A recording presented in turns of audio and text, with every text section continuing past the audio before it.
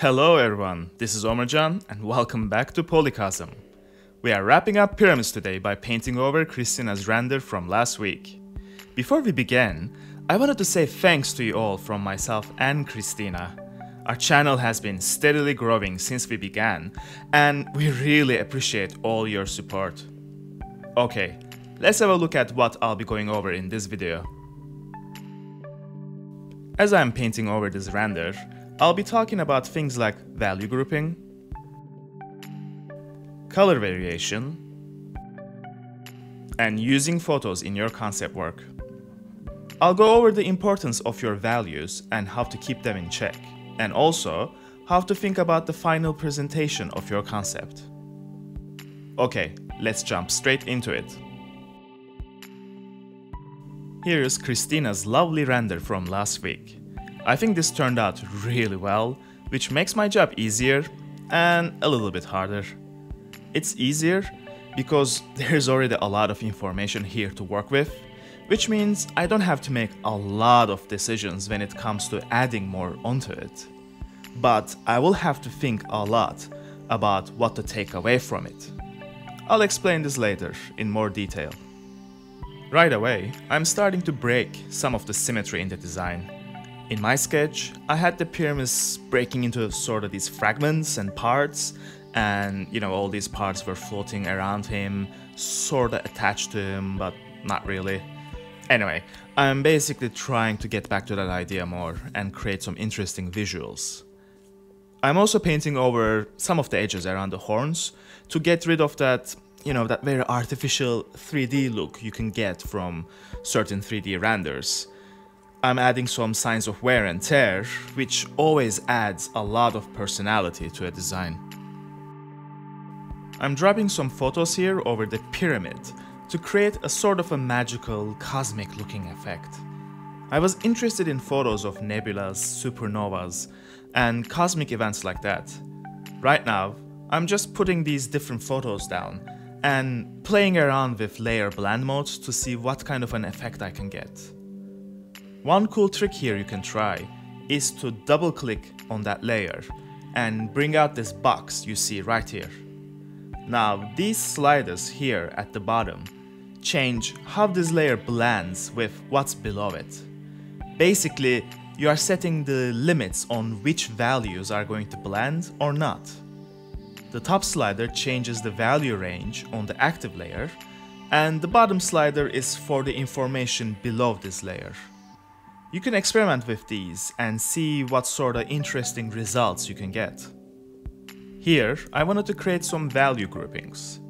Except for the cloth that's wrapped around Pýramis' waist, which, come to think of it right now, kinda makes him look like he just got out of the shower, the overall value on his body is pretty much the same. In the initial concept sketch, I showed how certain parts of his body, like the top of his head, is bone, and the rest is a lot more organic, like, it's more like skin. I wanted this surface material change to be represented by a shift in value as well. This is a general rule of thumb that I try to follow in my design work. Whenever you have a change in surface material, you should also have change in value and color as well. If you have a character wearing a padded shirt and steel armor on top, for example, the value and color of his skin, padded shirt, and armor should be all different. A lot of the time, beginner artists make the change in color, but they forget about the value part. And in the end, even if the different elements have different colors, the lack of difference in their value makes the design look less interesting. I think the purple light emanating from his chest looks pretty cool. But I didn't like the fact that it was just so isolated to that area. I thought maybe this energy sort of fills up every part of his body from the inside, like a delicious nougat filling or something. So I started experimenting with adding these lines of energy seeping out from within and filling up his chest and his limbs. I imagine these areas would be pulsating slowly as his body parts are constantly breaking apart and reattaching themselves. I definitely overdid it at first, and after getting Christina's feedback on it, we decided to tone it down a little. Honestly, I'd rather push things too far at first than tone it down, than, make something that's too tame at the beginning and then having to add stuff to it towards the end in a panic to make it interesting. I'm also adding some rough color variation. Most of this looks pretty rough at the beginning, but as I keep working on this, I'll be blending them all together to make sure it all looks natural. A lack of color variation might make things look a bit too artificial, too sterile almost. Unless you want to capture that effect, I think it's a good idea to add some color variation in parts. We have talked about how to approach adding detail to your work before, and the same rules about the focal areas and rest areas apply here as well. Another thing to consider is how light and shadow can also affect that. When you're working on a 3D render like this, you'll realize the texture applied on the mesh looks even everywhere on the model, no matter if it's in shadow or light. I find that to be pretty distracting at times, and most of the time, I think it flattens out the image a little bit. As I'm painting over this, I'll try to push back the texture in most of the shadow areas and smooth them down a little. We don't need all that detail in the shadows, so let's try to keep the focus on the light areas. One of the things you need to watch out for when you're using photos in your work is the amount of noise and information that comes with the photo. At times, this can be quite distracting. There are different ways to deal with this, and one of the techniques that I use is to blur the image with surface blur. Filters like Gaussian blur and lens blur can also provide good results at times, but sometimes they can look a little bit cheap, at least in my opinion. Surface blur, I think, is a way more subtle way to push back the overall detail in the photo and make it look almost painterly at times. If that's too subtle for you, try dust and scratches filter, which is under noise. This filter can provide some really good results when it comes to getting rid of that photo noise and making your photo textures blend better with your paintings.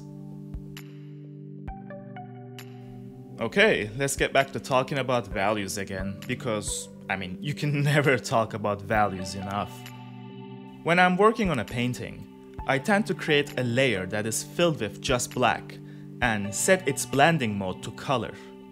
I place this layer at the top of my layers and turn on the visibility on it whenever I need to check my values. You'll see me use this layer from time to time to do so, to make sure I'm not getting too distracted by all the pretty colors I can put in this painting. I'm always making sure if my value grouping is still solid and if the figure is popping out enough and not getting lost with the background. We are pretty close to being finished with this now. As you can see, I pushed the background further and added some smoke to help me separate the Pīramis from the dark areas behind him. Now, once I feel like the painting is done, I merge it all to a single layer, then copy that layer twice. One of these is my blur layer, and the other one is my sharp layer. I have the original layer below these two. I use surface blur filter on my blur layer, and I adjust the settings around to get a nice painterly feel. For my sharp layer, I use Unsharp mask filter. This time, I'm trying to get the details to come out a little crisper. Once both layers are ready, I create a mask for each and fill them all black. Now, I can use white to paint these layers back in. I'm painting the blur layer over parts of Pīramis that I don't want the viewer's attention to be dragged to. His focal areas are his lovely face and the middle of his torso. So parts of him that are further away from these focal areas is where I want my blur layer to cover.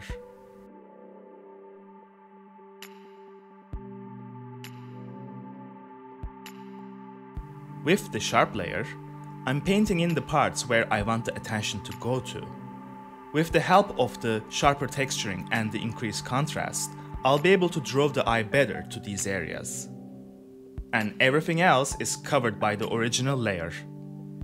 This is a finishing trick that I use often in my paintings, and it helps me tighten everything up at the end and get the artwork ready for presentation. And we are done yet with another concept creation episode. Thanks again for sticking with us throughout the whole project. We've got lots of exciting new projects in the pipeline that we are working on, and we can't wait to share it all with you guys. Thanks for watching, and we'll see you next week. Bye everyone.